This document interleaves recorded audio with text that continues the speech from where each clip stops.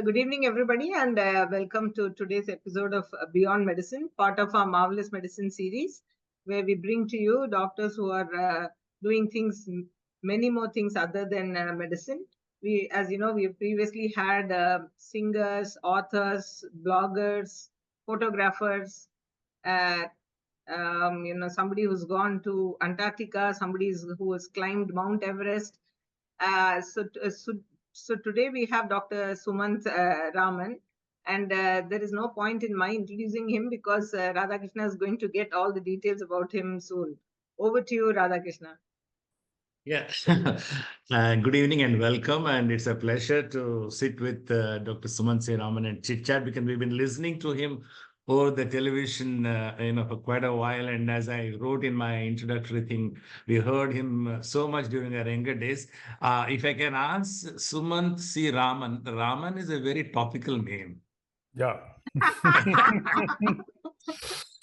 Are you religious? Are you Rama Bhakta? Because I can see a lot of evidence of religiosity behind you. And what is your? Are you very happy with what has happened in the last week? You're starting off with a very, very loaded and dangerous question. So, okay, am I a Rama Bhakta? I'm a Bhakta of multiple gods. So I very, very strongly believe in the existence of a supreme being. Now, we can call that supreme being whatever we want.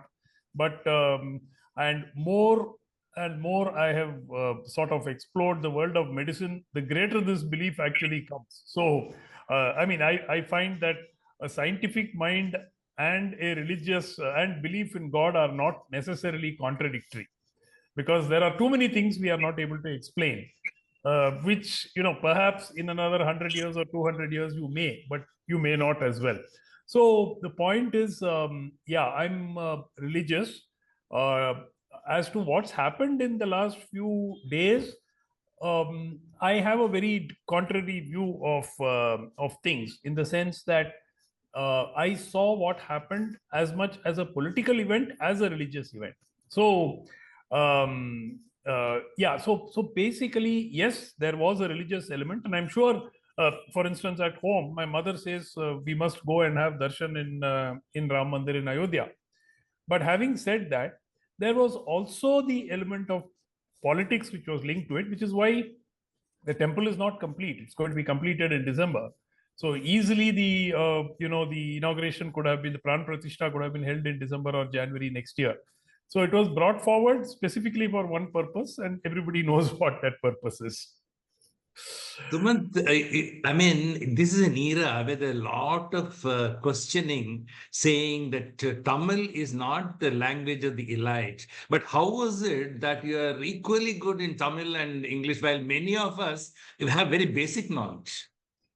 No, actually, the reason for that is because I got into television very, very early. In fact, those of you who would have read, those who would have read your Facebook post would have been expecting a doddering old man. But let me tell everybody, I'm not a senior citizen yet. I still have another 3-4 years to go to become a senior citizen. So the point really is that I started in high school. And in those days, I was lucky that the competition was not so fierce, because we didn't have so many channels and so much of. So my first show on television was actually I had to wait for 1.5 years. So I went for an audition for Doordarshan for television anchor and commentator. I got selected, and then nothing happened. So I used to go, 3 months passed, 4 months passed, 6 months passed. So literally, like those people who go and ask for chance in movies, I would keep on going to the Doordarshan Kendra. In those days, there was nothing else. So there was not the multitude of TV channels. So we used to go repeatedly.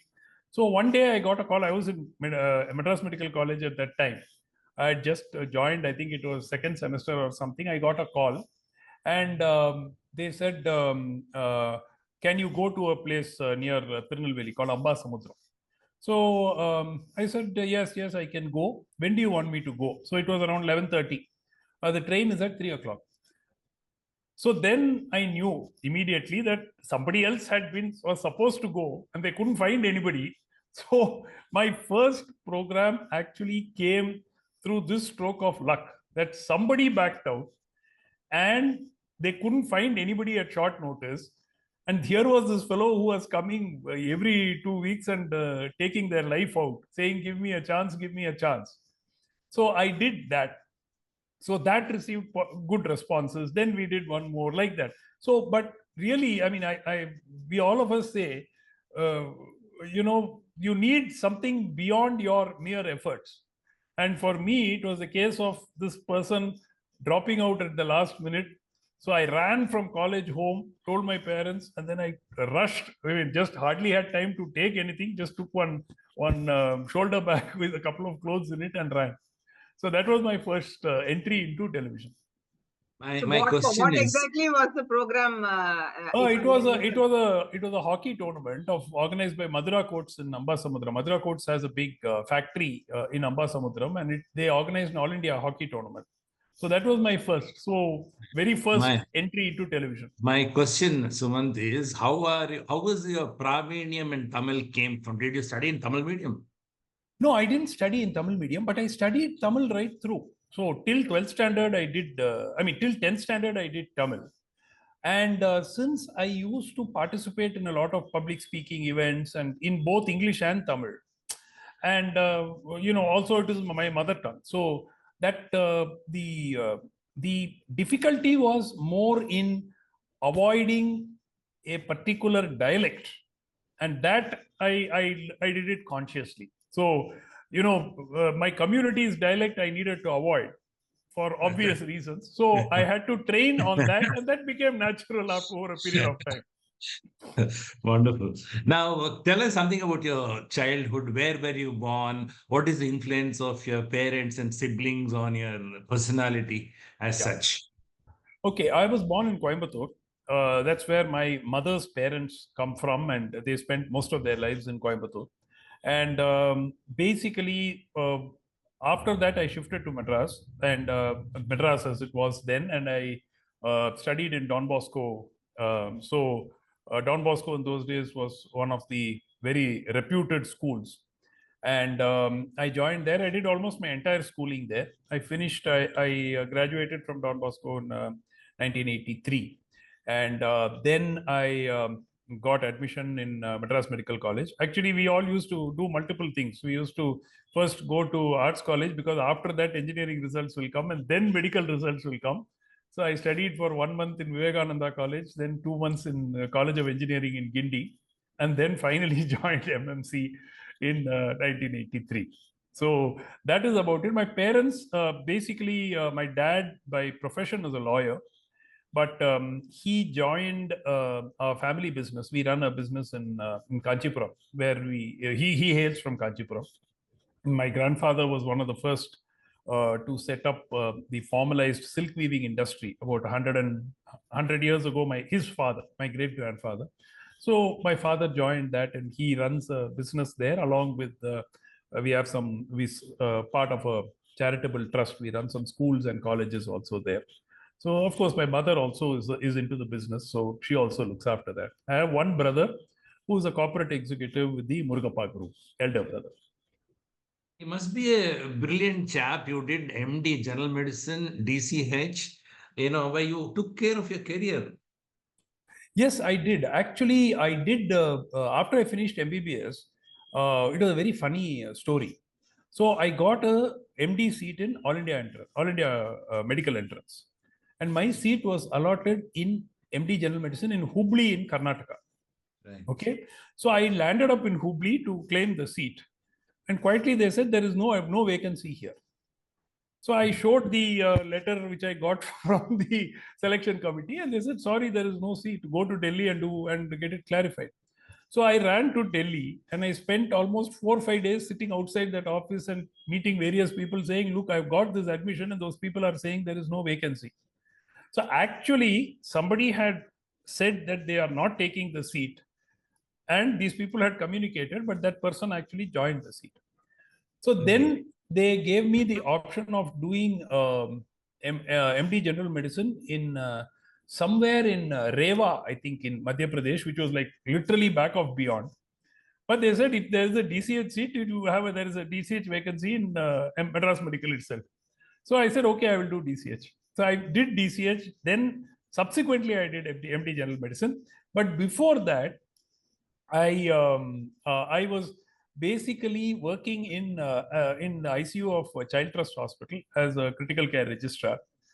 After I finished my MD, I joined CSI Kalyani, where I was working again, looking after the critical care unit, where I worked for another 2-3 years there. So it was after that that I decided that I wanted to get into healthcare IT and gradually moved into healthcare IT world. Of course, almost my entire career in healthcare IT was with TCS until last year. Now, it's interesting that you've done DCH and didn't do MD Pediatrics. You did MD General Medicine. That's very strange. No, I actually got only MD General Medicine initially. That if Hubli had given me that seat, which I actually got, then this whole question of doing DCH would not have arisen at all. So it was, again, see, a lot of it are shaped by events which are completely unpredictable. My entire life, most of it has happened through events which I've never been able to plan and predict. So I get something, then you go there. I mean, how many people have a situation where you have a letter granting you admission and you go there and find there is no seat? So these are all things, but whatever happens, happens for the best. That's all. Now you went for the hockey commentary, and what happened after that? How did you get into the quizzing part? No, the quiz. Okay. Now this is one more thing which was an accident. Okay. So 2002, the football World Cup comes. So my producer calls and says, "Let us do a 4 weeks. Usually, football World Cup lasts for 4 weeks." So he said, "Let's do a 4-week, 4-episode quiz show." By the time I was a regular face on Doordarshan and even on private channels. So he said, "Let's do it." I said, "Okay, let's do it." So 4 weeks passed. It was okay. I mean, the response was not that great or anything, probably because football, audience is not like cricket. So the best part was after 4 weeks, we said, okay, we wound up. 2 days before the 5th week, he calls me and he says the sponsor who had taken that slot has backed out. So that slot is vacant. We need a filler. So can you continue it for another 4 weeks? Okay. So, I mean, this is all literally unbelievable. I am assuming that 4 weeks over, done, finished. So he calls me literally, P.S. Parmeshwaran, my producer, calls me 2 days before and says, no, we've got this another 4 weeks.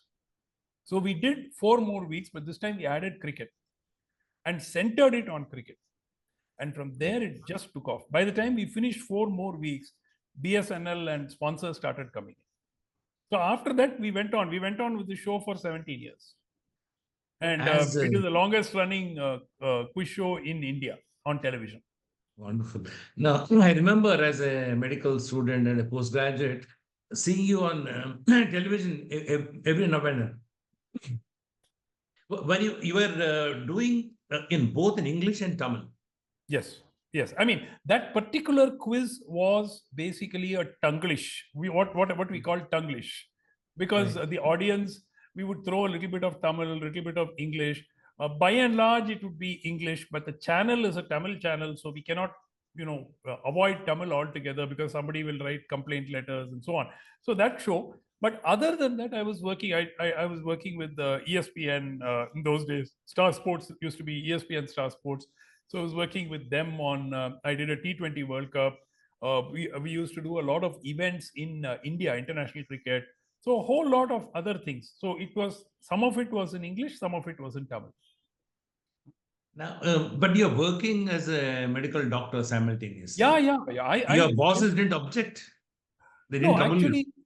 No, see, the point is, in those days, unlike today, where it is a completely professional business. So, for instance, today, I could be doing IPL commentary, right? But I cannot do it today simply because you have to sit in Mumbai, where their studio is for all the vernacular languages, for the entire duration of the IPL. I mean, you can take 2 days, 3 days here and there off, but totally, you have to devote 1.5 months to sitting in Bombay. In those days, it never used to be like that. You could go attend to it and then go to your work, or you could take leave for those 2 or 3 days and continue to do whatever you wanted to do. But now it is completely changed. The whole game, because the money is also much more, no? I mean, I remember we all used to get 2,000 rupees per contract and 5,000 rupees per contract. So that is now it's completely, I mean, nothing is short less than six figures. But that was big money those days. No, even then it was pretty ordinary, sir. But we see again, we did it basically because we loved doing it. We enjoyed doing it. So money was See, never anybody who had looked at it would have looked at private channels and gone away long back.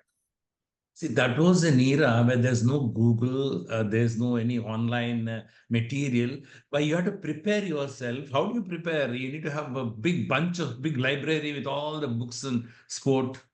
I mean, I really envy people today, because for us to prepare would take days and days. See, in those days, you never had specialized commentators for different sports.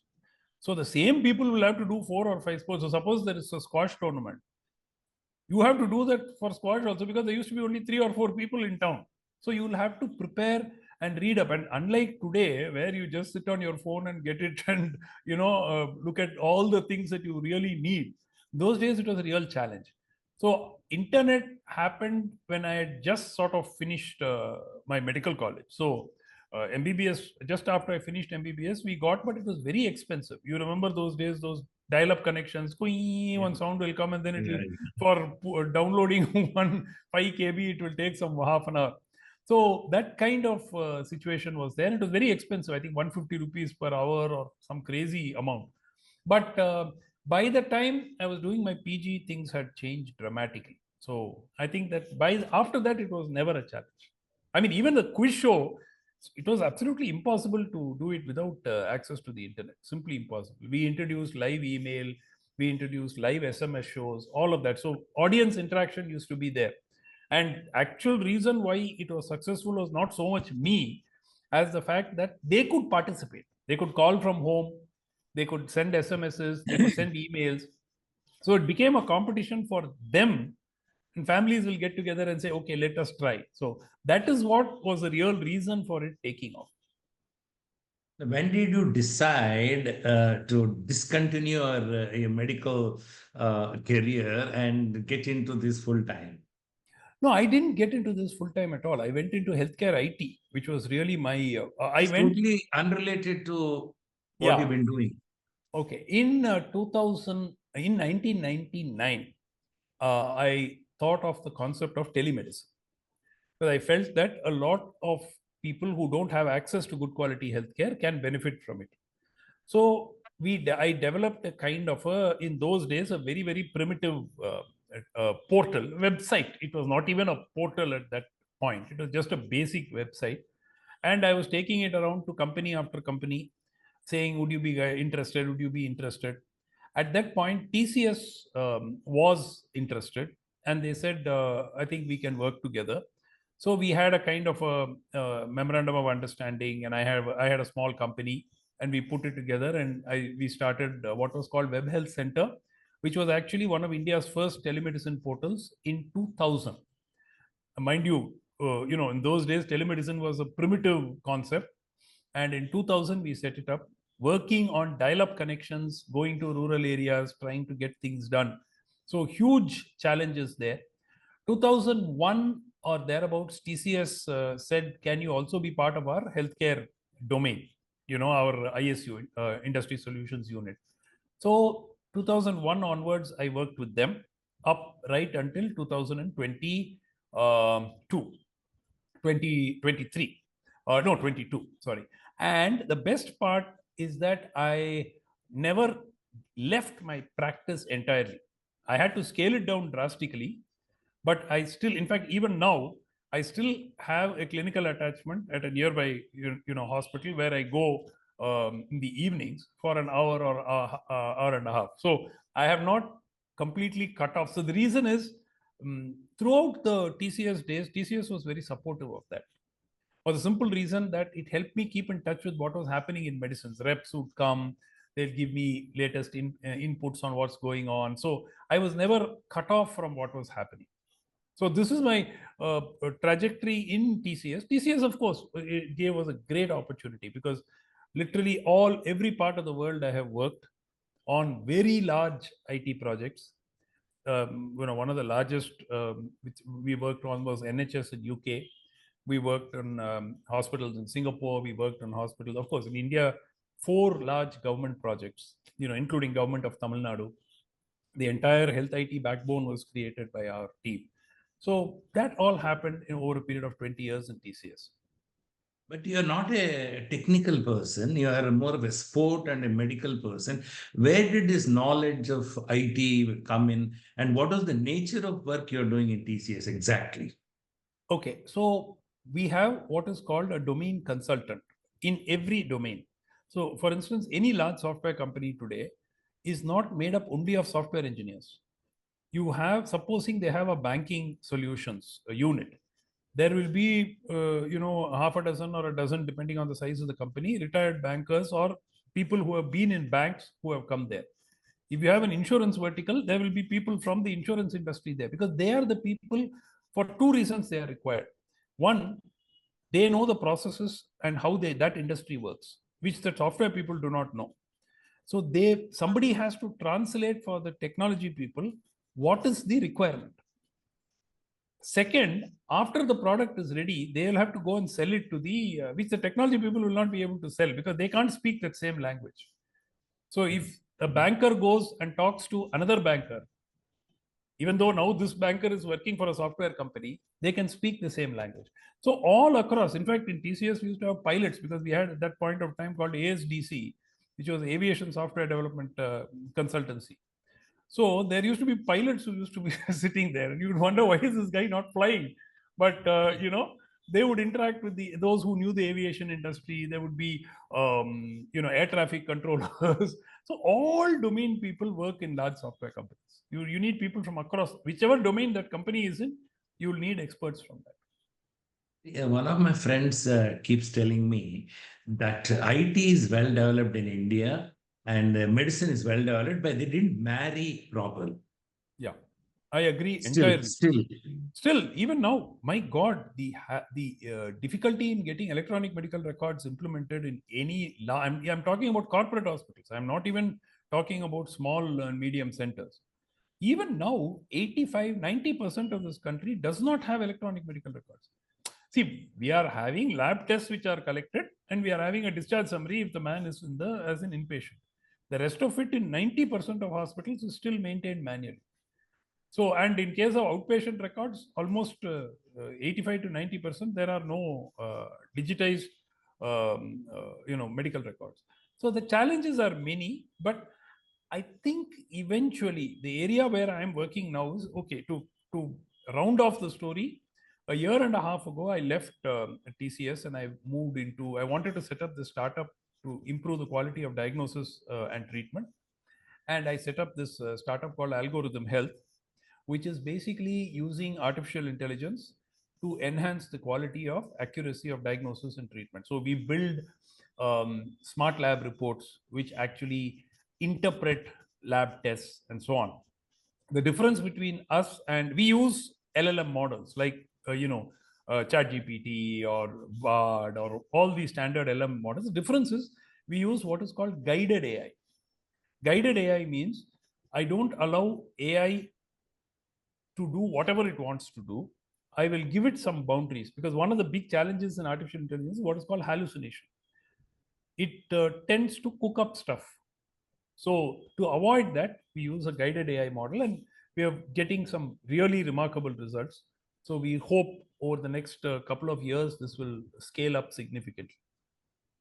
By now, you become a familiar figure in the society and people recognize you wherever you go. Did you have any trouble with that? Yes and no, because especially after I got into, I started political analysis in 1998.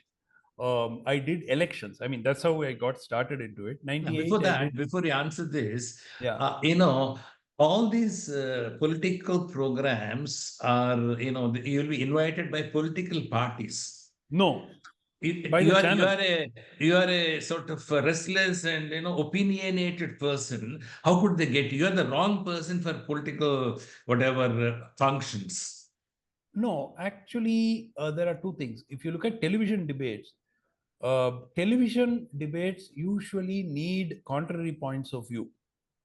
So you can't have four people, all of whom saying the same thing.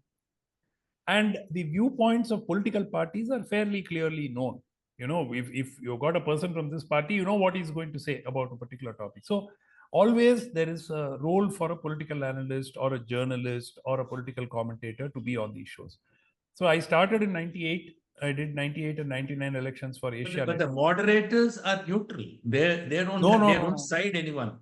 They do, but they're not supposed to. That's the whole thing.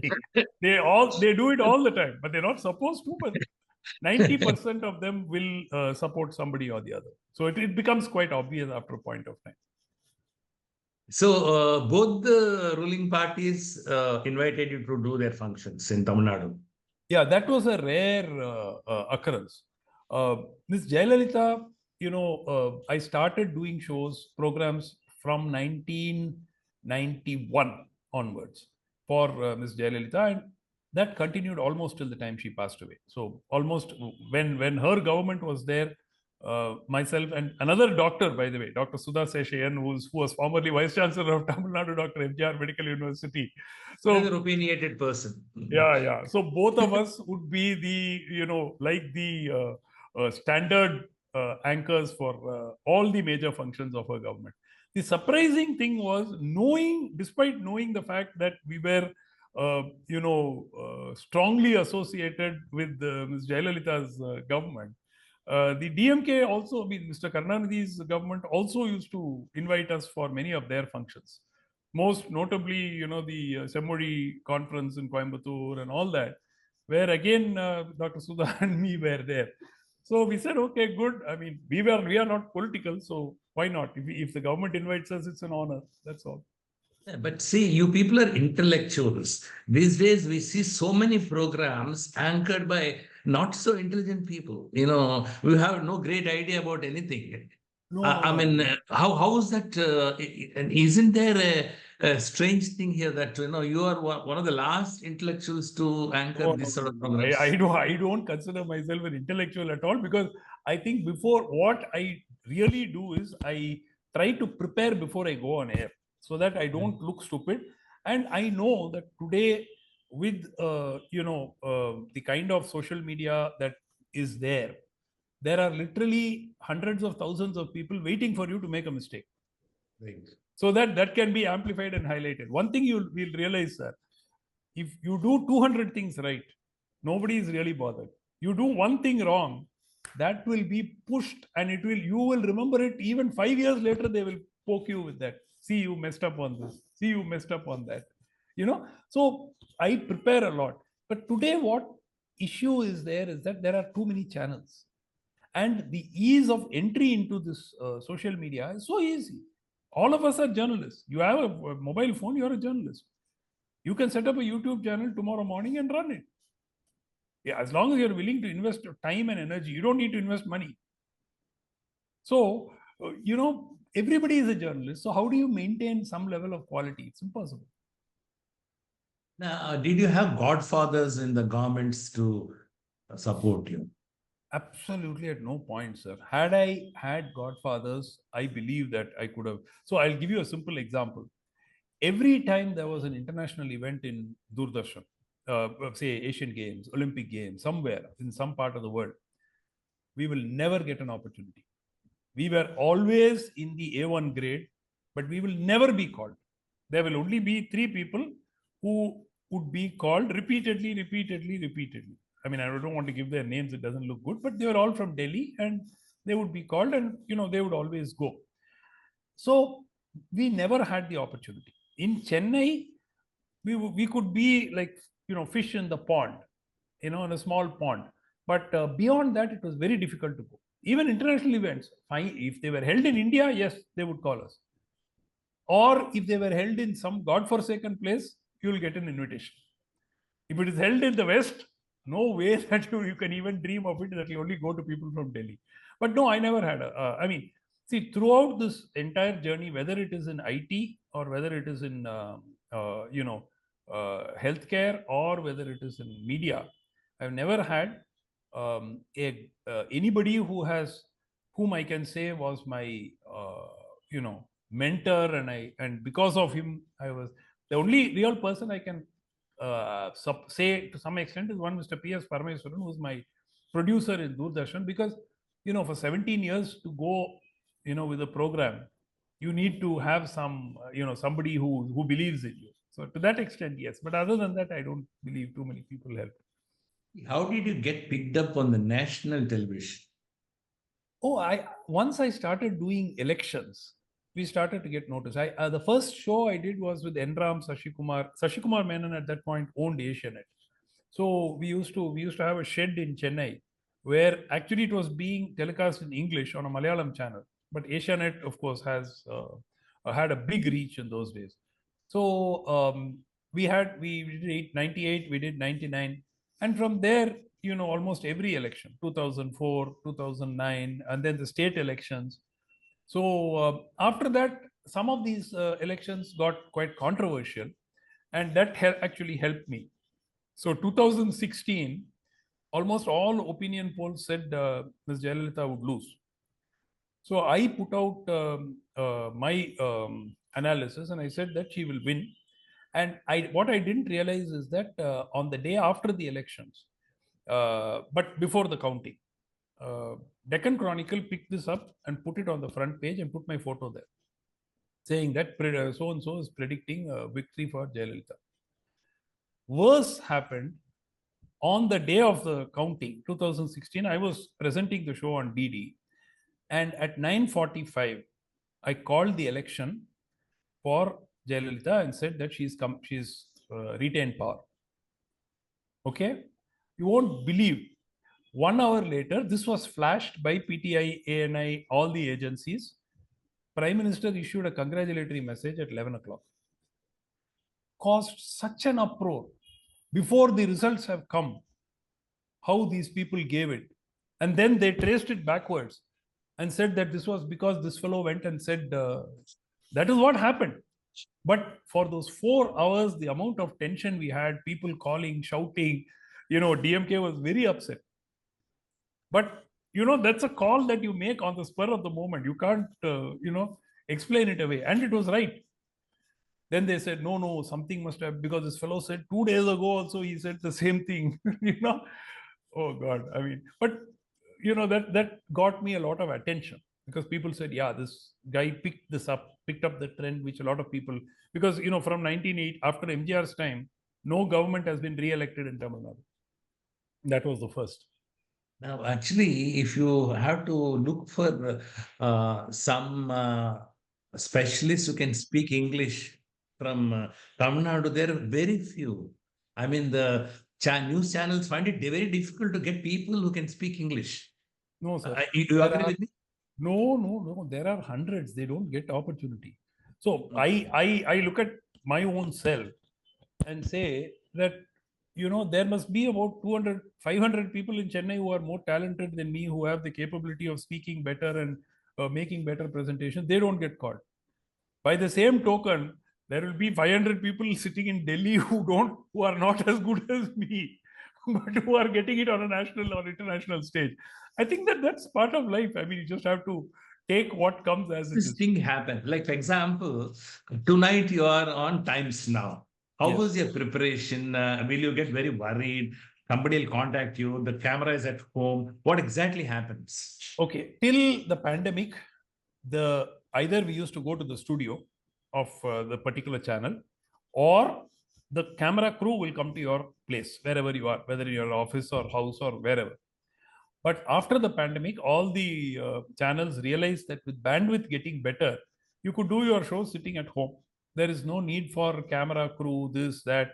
So actually, many of the channels actually started cutting down on their staff also. They didn't hire video journalists. They converted, they said, no, most of our participants can join on Skype. So a lot of these shows today, including Tamil and English, are done through Skype. So you sit at home, literally where I'm sitting right now, and you have a half decent light, and you're good to go. That's all. You need a laptop and you need a microphone, and you're done. That's it. So So, this is the place. So that's been a big change now. And there are some channels, for instance, NDTV in Chennai does a lot of their shooting with the mobile phones and okay, by okay. their own video journalists. Right, right. Now, you must have made a lot of big time cricketers as friends, politicians, media people. Can you name a few whom you really cherish? Okay. I mean, I've met literally like over the years, most of the leading politicians from across India, and I've done shows with about 4 or 5 prime ministers over the years, including the present prime minister, where I've done about 3 or 4 events for him. So actually, one very interesting thing is in 2013, Mr. Modi had come to Chennai for the Palkiwala Foundation function. So I was the one who sort of was the anchor for that whole function. So I was introducing him, and I introduced him as the man India awaits. So The prediction. I look back at the irony of what I said then, but that's what I actually said. I introduced him as, ladies and gentlemen, the man India awaits. So that's what I actually said then. But anyway, yeah. So a lot of people have been very, very friendly and very nice. I mean, somebody I can never forget is Miss Jayalalitha. I mean, she was incredible in the way that she would pick up. I'll give you a simple example. She would come for a particular function. Sometimes she would come for a rehearsal and she'll sit there for some of these big events. She'll sit for 10 minutes. Then after 15 minutes, she'll come and talk to us. And every single mistake that we had internally discussed, she will point out. I think probably because having been in the acting line, she was, I mean, absolutely amazing. And I had the opportunity to interact. Even, she would discuss other things as well, and razor sharp, razor sharp. Likewise, Mr. Karunanidhi. Mr. Karunanidhi is like literally, one of the things I used to say was somebody should, preserve and analyze his brain. Right. The every gesture that he would do. For instance, he would conduct a press conference where first he would start by calling 3 or 4 journalists by their names and inquiring something about them. They will be very often the guys who want to ask the most inconvenient questions. After they've been called, hello, how are you? How are you? So and so, this, that, finished. That's all. That press meet will become a friendly banter. But ability to think on his feet, nobody could beat him. Every time you asked him a question, you can see 4 answers are getting processed inside that brain. So these people at the national level, yes, at one point of time, Mr. Narasimha Rao, whom we used to, he was again, he had knowledge which was like remarkable. Not many, of course, everybody wrote about it, but he was, though he never spoke much, his knowledge was amazing. Dr. Singh, of course. So each one in their own way, but it was really, it was great to meet so many good people. Have you written books? I have written this is something which I can share with everybody. My new book, which is called Sick Business on the Indian Healthcare Industry, is SICK. Yes, SICK, which is a bit of a controversial book. So I'll just put it out there, but I've tried to deal with it as honestly as possible. It is being released in April by HarperCollins. And I've written a series of general knowledge books which have come out. I've written an ebook for Amazon, again on the healthcare system. And I've done a lot of technical journal related articles. And I've written extensively for the Hindu, Indian Express, Economic Times. On healthcare, I've written extensively. How did you meet your better half? Was it love? What is her role in your career? Okay, how did I meet her? Very much arranged. I had exactly one meeting, like we all do in the good old days, which was for all of 40 minutes or 45 minutes. And then 1 week later, we were asked, are you saying yes or are you saying no? So that was it. I think, so that was it. She's a lawyer. I mean, she was a lawyer. And her father, my father-in-law, is again was a senior counsel. He's no more.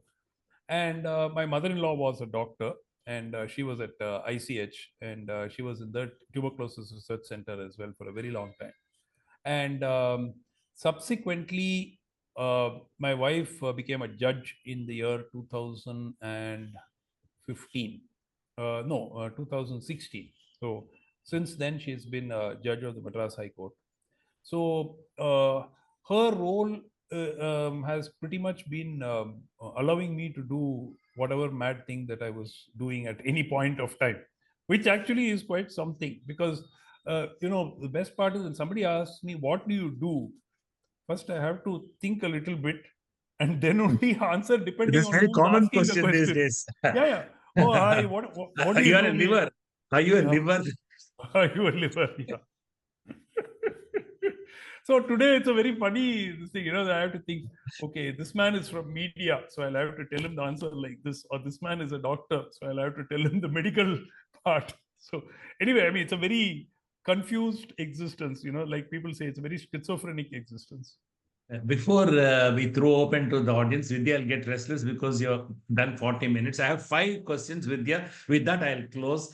I always ask people, how physically fit are you? If you have to have a rate of 0 to 10, how physically fit are you and how long can you carry on? Honest answer is I don't know on a scale of 1 to 10. So my only exercise that I do regularly is basically that I make sure that I reach 10,000 steps at least 6 days a week. Right. So Wonderful. I that is roughly around 7 kilometers to 8 kilometers a day Right. for my stride, and I do it at a brisk pace. I don't run, but I do it at a brisk pace, and Right. I try to maintain my ideal weight. So my weight is actually, I'm on the lower. My BMI is close to 19. You've been Fortunately, I'm not maintaining that a. for a long time. Yeah, I've been maintaining that because when I was young, I was actually chubby. In fact, my nickname in school used to be Chubby. But Ah. after that, suddenly I lost it before I entered college. So after that, I've been this way. And fortunately, because I mean, there's no diabetes or hypertension or anything else. So but I take each day as it comes. And, Wonderful. What is your EQ? How stable emotionally, or how you get easily angry, and how uh, are you a team person? okay, EQ, earlier, would I get angry? Yes, a lot. I think in the last 5, 6 years, uh, sort of completely, I won't say I've changed 100%, but 75%. I mean, I was the kind of guy who 15 years ago would shout at on the street with road rage, that kind of when I was driving the car. So that kind of a person. But now I'm completely, I won't say completely, but 90% I'm a lot calmer. And I don't know, I guess it happens to everybody as you grow older. How much spirituality is there in you out a scale of 0 to 10? Oh, a lot. I mean, like I said, in everything I believe happens for a reason. And a lot of things are things which are beyond our control. There is only certain, and I've seen it in incidents in my life so often that, what I think, uh, I try, nothing happens. And then one day suddenly it happens. Why it happened? It happened because somebody else did something else, not because I did anything spectacular. So those kind of things have made me believe that there is some power which guides us all. So, what And is your spiritual thing? What do you do? You have a I go guru? to. No, I don't have a guru. I went through this guru thing in my 30s and 40s. So you name the guru, I would have gone there for some time and I would have spent some time. And then I got quite disillusioned with most of them because sadly, many of them are basically running business. Religion or spirituality is basically a marketing kind of an exercise. So I'm not terribly into that. So I do meditation and I sort of I don't know. I mean, I go visit every Saturday. I go to temples. So I have a standard temple near my house, which I visit every Saturday. So that's about it. But I think one of the things is that um, if you sort of realize how small we are in the overall scheme of things, I think that itself sort of keeps you going properly. How financially stable are you? If you quit all your work today, can you eat comfortably without working for the next, say, decade? By the grace of God, yes, I believe that I'm financially stable. The honest answer is that, we put in, I mean, as a family, we worked quite hard for about 30-35 years to ensure that stability is there. And we've also sort of invested reasonably. I won't say we've invested brilliantly. We could have definitely increased our this thing, but I think that, yeah, if I didn't have to work or was not in a position to work from tomorrow, would I be able to have my the other thing is, I don't spend a great deal. So I'm not, I mean, I don't go to star hotels, I don't fly business class or anything. So my expenditure is bare essentials, that's it. So that way I think I should be able to manage. One last question. How socially strong are you? Do you have 25 friends whom you can, depend upon in times of crisis? Um Again, that depends. I think I can say that I have 5 to 6 friends whom I can call on at any time and expect them to come and help me and bail me out. Um, I have a very large number of acquaintances whom I can, sort of reach out to should I have any issues, and who may assist. But one of the things that I always believe is, when I try to help people to the extent I can. In fact, one of the major complaints in my house is I go overboard in trying to help people, and often that gets me into trouble. But whatever it is, we do it. But when we help somebody, some third person helps us. It's not necessarily the person whom you helped. So I help somebody. If his job is done, he doesn't even come back and tell me that the job was done. But then when you need something, some random stranger comes in and helps you. So, which is one of the most beautiful things. So that is the reason for us to do the right thing. One final question, Vidya, if you permit me. How many marks would you give to the life you lived out of 10? What are your regrets? Okay, regrets are, there will always be regrets. I don't think anybody can. One of the things is, I have had to battle a certain level of anxiety through a lot of my life, and I have not handled it very well when I was younger. Even now, I can't say I'm 100%. So I'll give you a simple example. When I was younger, I had a problem with flying. So it has significantly impacted me to the extent that there were times when I've cancelled international flights 4 hours before the flight and all that. So these things I did suffer from, and it took me a long time to come out of all of this. So I think that, as you grow older, you sort of realize, and then you look around. Today it's great because on social media you have so many people coming out and saying, you know what, I've also got this, or I've also got something else. So I think one of the things that I regret is possibly not handling this more effectively in my 20s and 30s, letting it drift till my late 30s, maybe, impacting a lot of my career options, impacting a lot of things that I could have done differently. Other than that, a lot of times being risk averse, nothing, Right. nothing ventured, nothing gained. And I've been extremely averse of risk. It's a typical South Indian mentality. If you do something, you'll think of all the things that can go wrong on the first day. Right. And then that So will you didn't give yourself a mark out of 10 for the life you lived. Okay. See, because I've been very, very fortunate in a lot of things, I will have to give myself very high marks. But, if I deduct 2 or 3 marks, it's not because of the fault of God for not having given it. It's my own fault for not having taken the opportunities that I should have taken and dealt with situations differently. The pleasure talking to you, Sumanth C Thank you Raman. so much. Back to Vidya. Yeah. I never gave you a deadline, Radhakrishna. But anyway, I was just itching that we've gone through many years. I just want you to go back a little bit of rewind. And, the current youngsters, medical graduate, undergraduates, postgraduates, everyone is always complaining about how they don't have time for anything or whatever. And I think the faculty and other people, if at all, are a little more lenient now, and workload is also less because there are more colleges and less patients and all that. How did you manage while studying in MMC and also afterwards doing your research and all? How did you find time to continue with your other interests? Yeah. How did you manage?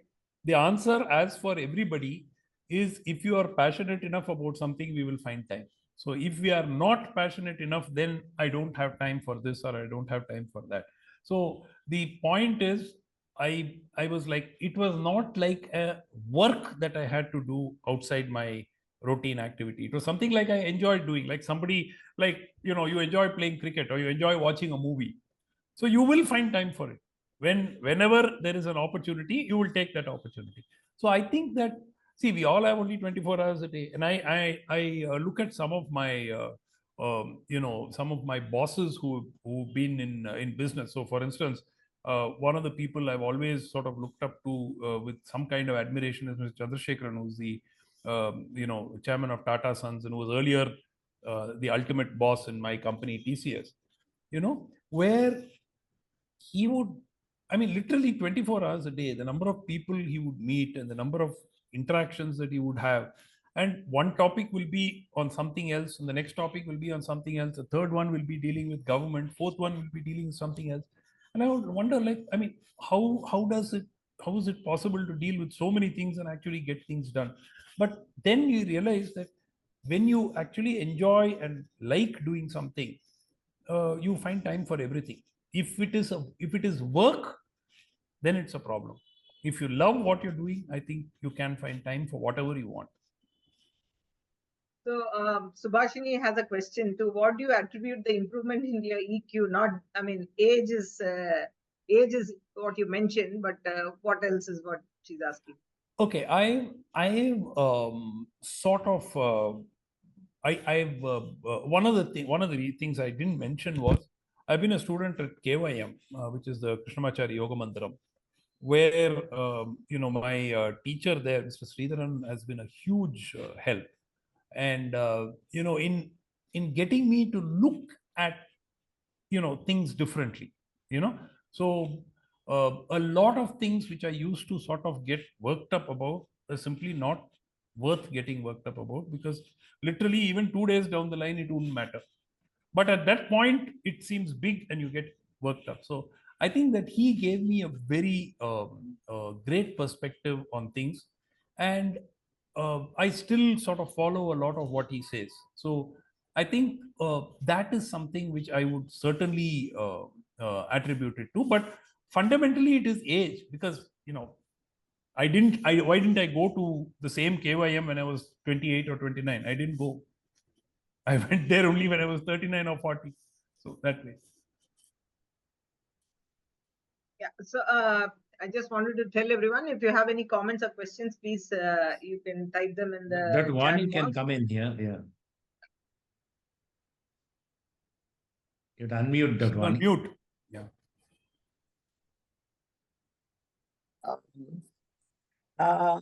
I don't know you, Sumanth.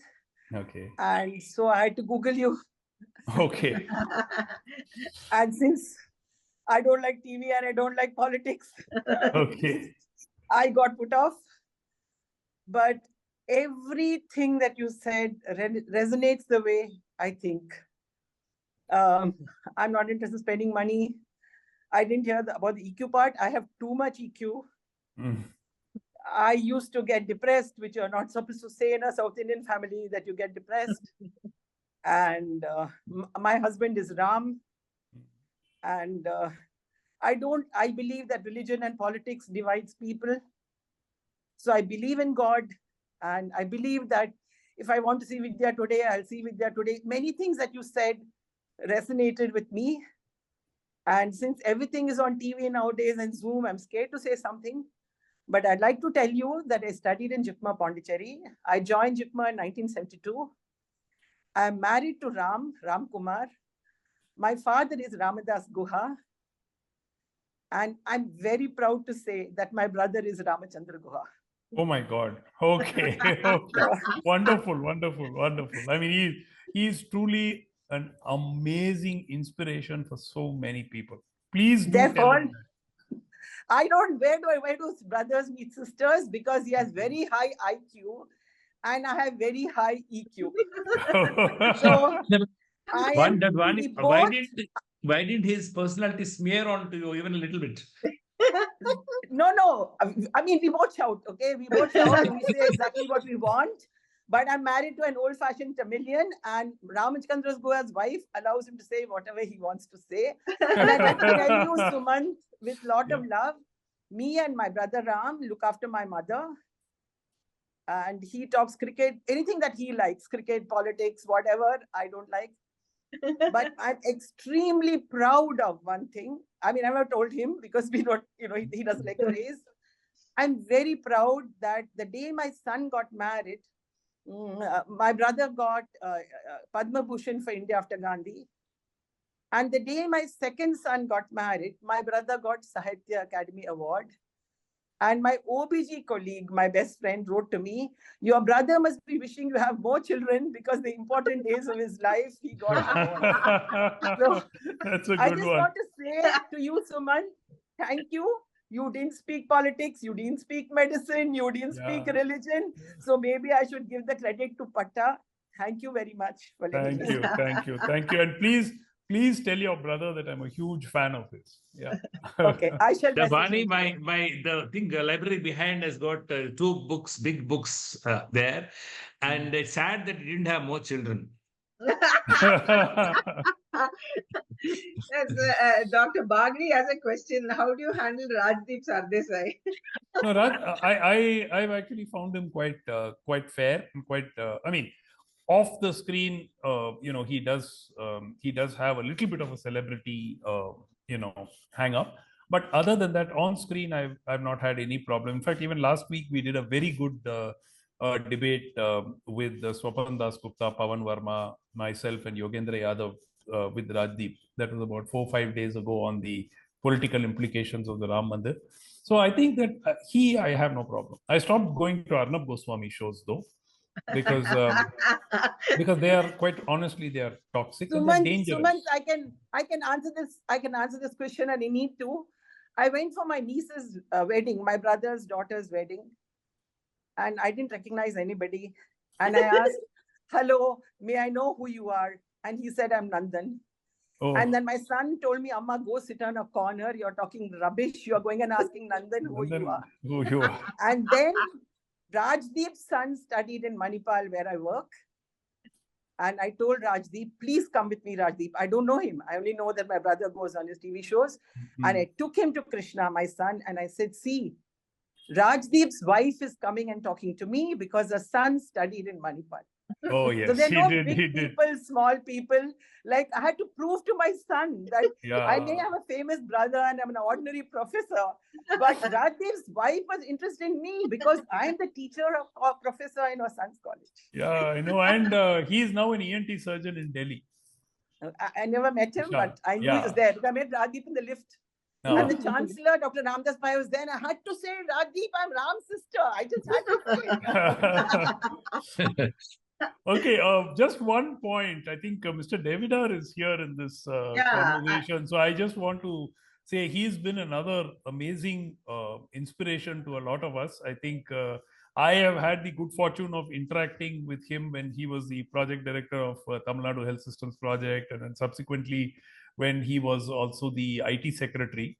So, I mean, I can say it, that it's so rare to find a senior bureaucrat like Mr. Devidar in today's world. I mean, upfront, practical, focused, willing to give time, polite with whoever he met. And absolutely, I think, sir, I mean, you're someone whom a lot of people in the bureaucracy should actually emulate to be. And I wish more people would try to emulate you. Thank you, Suman. I think it was awesome. Today's session, I thoroughly enjoyed it. Like Dr. Vani mentioned, it was so non-contentious in these times. Having a having a session like this is rare. Thanks a lot. Thank you so much. Great, sir. And Dr. Jayanti, who's there, my classmate. So very glad to see that she's also here on this conversation. So, Dr. Jayanti, would you like to say something? Yeah, I was just sorry I logged in a bit late, but Sumanth is he's such a nice guy. I mean, a bit hard to believe. Like, he's such a gentleman in all our meetings, and he's the one organizing and doing everything. Besides all, he's never got these airs that he's such a famous personality or anything. We always enjoy his company, and we like him for what he is. He's always very helpful as well. Thanks, Jayanti. Thanks. Dr. Velayutham has asked a question. You mentioned that you once introduced Mr. Modi as the man India was waiting for. What or who do you think India is waiting for in 2025? That's a good question. I mean, the honest answer is, I mean, it didn't take me very long to sort of, rethink whether I gave the right intro or not. But I think that, look, we are in a situation today where there are a lot of things that are not headed in the right direction. And that should give a lot of people concern. Unfortunately, what's happened is there are only two groups, and one group is so hugely caught up in the propaganda that has been created. And it's very, very difficult to overcome that propaganda, because propaganda is not affecting just illiterate people. It affects the most literate people, and some of the most highly educated people also get carried away by what we see or what we hear. Being in the media, I can tell you how news is manipulated. And I'm not talking about social media posts. I'm talking about the biggest channels, the angles with which they cover stories. I know for a fact, when I've sat in on panels where blatantly false news has been put out, with the anchor putting it out, knowing fully well that this news is fake. So it is a very, very difficult situation. And, I feel sorry in many ways that we are going down this route. But at this point of time, does it look possible to reverse things in 2024? I honestly, I think it would need a miracle, because large parts of India are completely sold on this, the grand vision that has been propagated. And, if anyone offering a counterpoint is quite clearly, deemed as quote unquote anti-national. So it's a very, very sad situation. You haven't answered the question, Suman. Who's waiting in the wings? No, right now I can't see anybody waiting in the wings. It becomes a stage where, where if there is an election where people then decide whom they don't want, then somebody might emerge from the other side. That's about it. Otherwise, I can't see a choice of.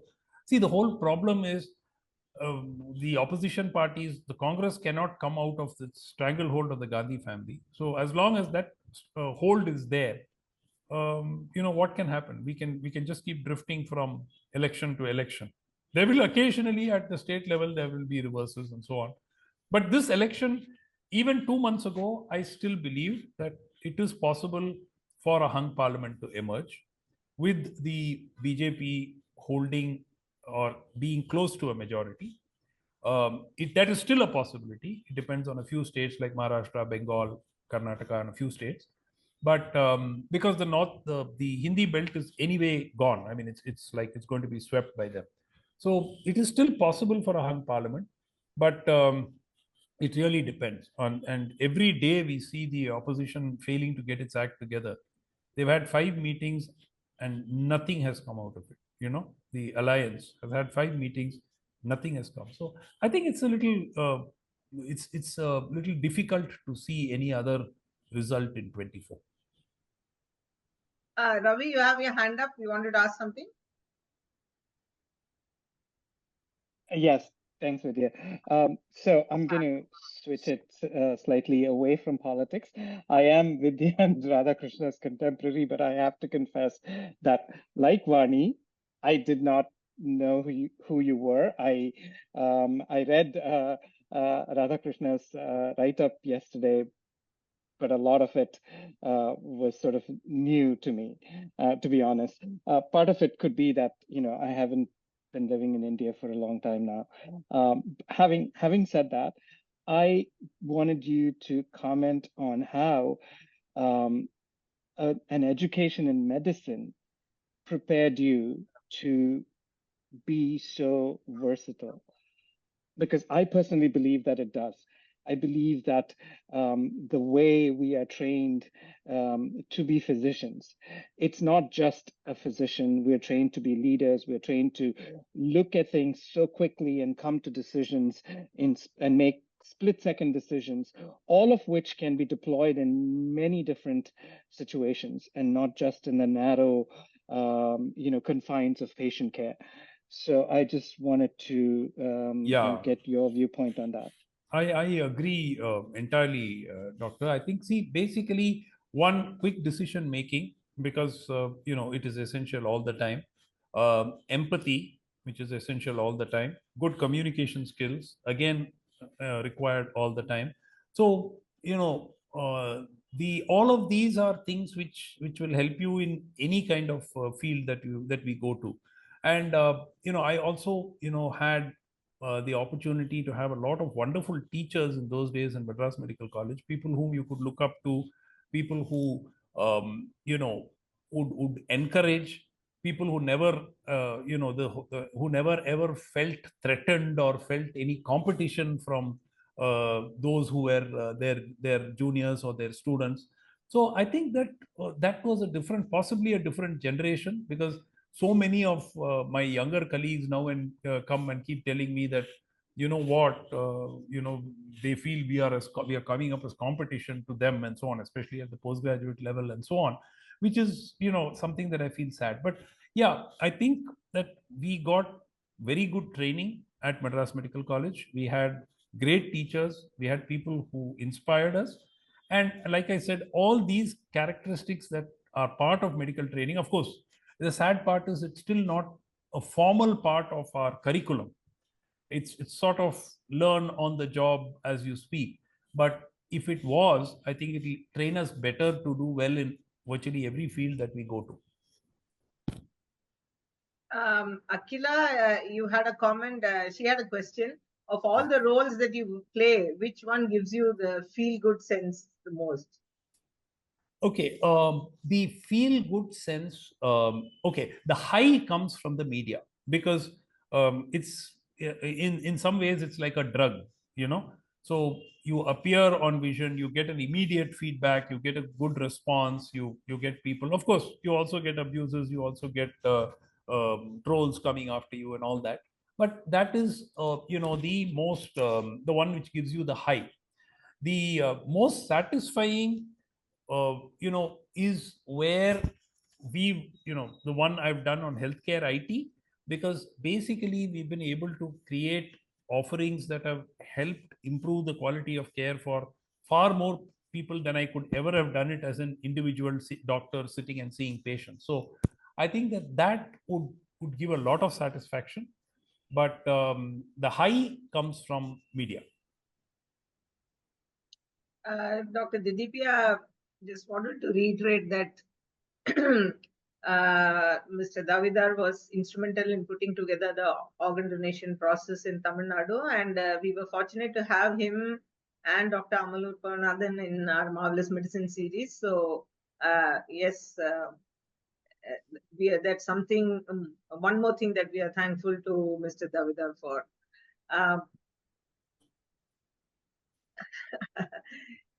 Yeah. And also the SAF games. And also the SAF games, I remember. I think he was the one who really remodeled the Jawaharlal Nehru Stadium and put it together, if I'm not mistaken. Thank him for that as well. It will take an hour and a separate program to list out all that he has done. So Yeah. So, anything else that you would have?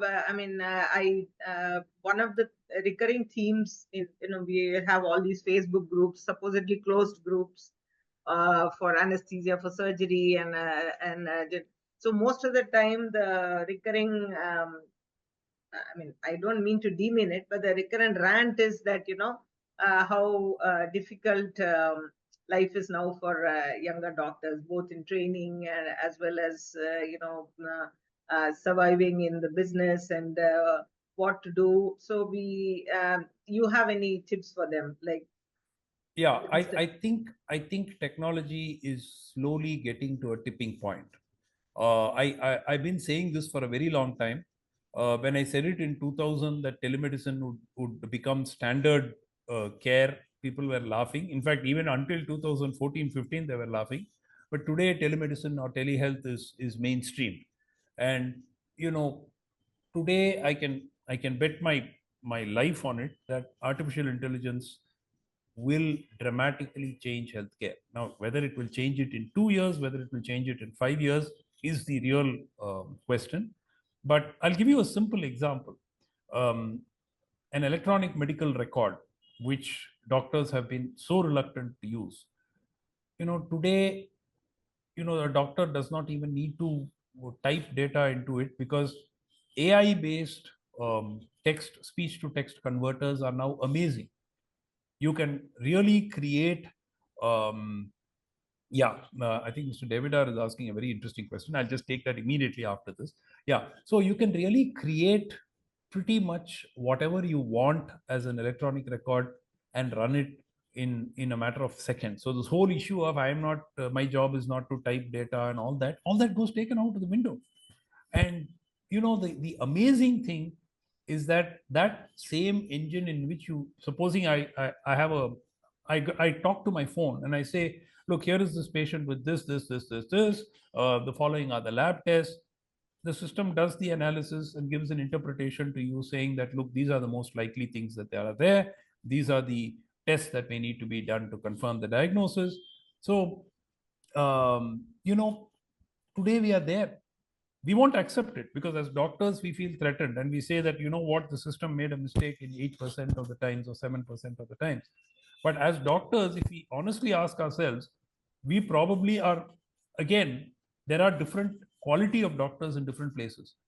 So when you have different quality of doctors, you never know. There may be doctors who are 75% accurate or 65% accurate in their diagnosis and therapy. So AI today is changing healthcare. If a doctor is not going to be up to speed on this technology will swallow medicine. Swallow the decision-making process. AI can never replace the doctor for certain things, but this basic primary care, basic decision-making, I think, if I were to hazard a guess, we are probably 5 years away from having that driven by systems. So I think that was one. I think Mr. Davidar asked this question about Twitter. Sir, I think after a point of time, you've got to make that decision. If you want to engage on Twitter, there will be trolls who will go after you. Now, for instance, I don't read 80% or 90% of the comments which come to my tweet, because if I read it, you can't sleep that day. So there's all kinds of stuff, But if you are okay with saying that, look, I have this platform and a wonderful opportunity. So, for instance, I'm fortunate to have about 354,000 followers on Twitter. So they are, I put out things which I think need to be said. So yes, every time I put out something, somebody will like it, somebody will not like it. And the person who liked what I said yesterday will dislike what I said today, because it probably conflicts with his political viewpoint. But that's part of the game.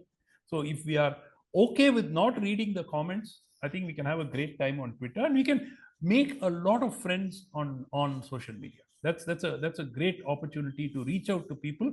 I've had the opportunity to make many good friends on social media who I've subsequently met offline. So that's the way I look at it. You're on mute, Dr. Vidya. Dr. Dedipia has another question. Is there anything or something that you missed being a full-time doctor? Yeah, I mean, yes. We've had, that's been the biggest regret for my dad. My dad in his 80s now, and it's his whole lifetime regret is he keeps telling me even now, "Nee periya consultant vandirupada." So that is something that you know.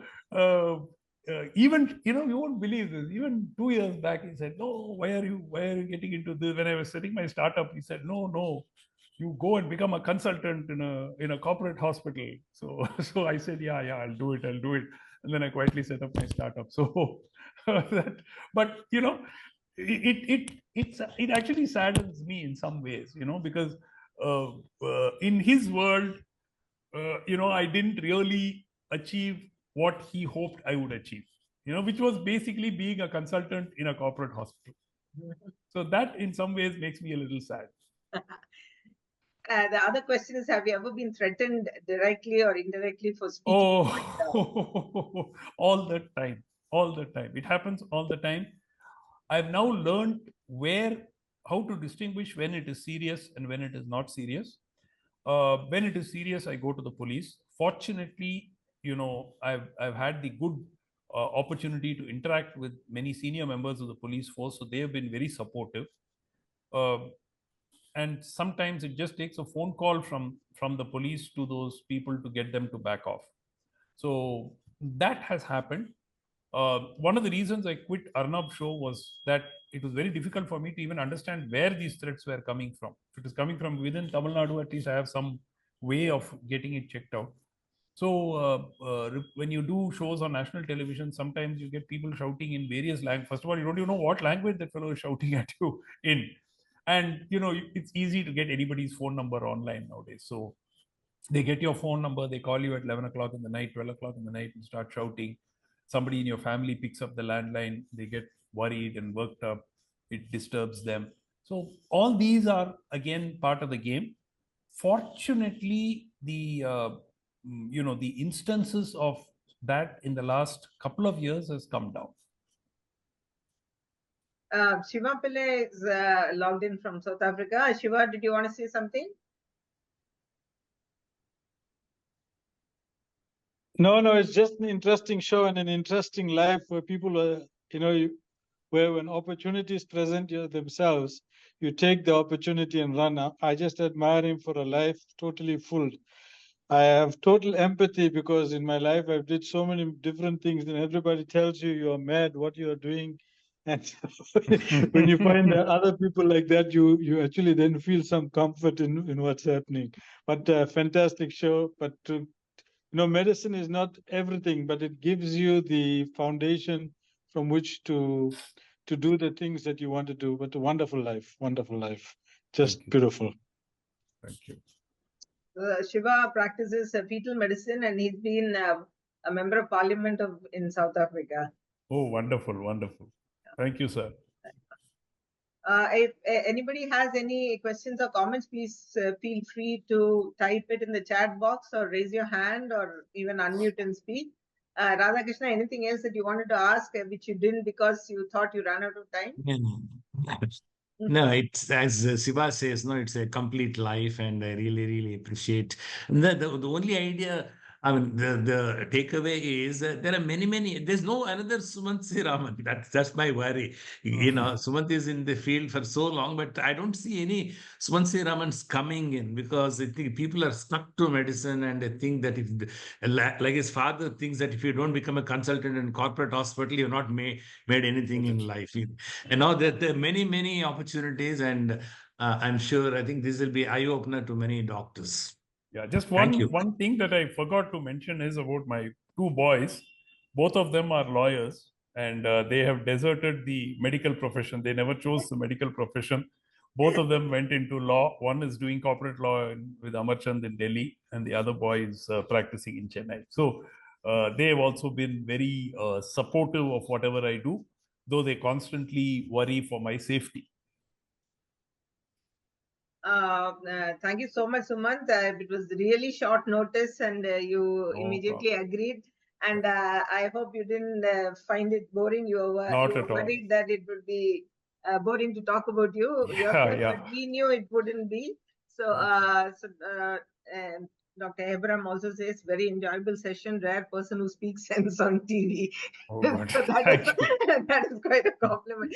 Well, actually, like you said, most people have moved away from television now, and also moved away from politics because of the severe polarization. And even with your own friends whom you grew up with, you're not able to have a decent conversation, or I won't even call it debate, just even a point counterpoint also we cannot do anymore. So most of us have decided to just and so it's good that you continue to speak your mind, and like you said, there is always hope in the future.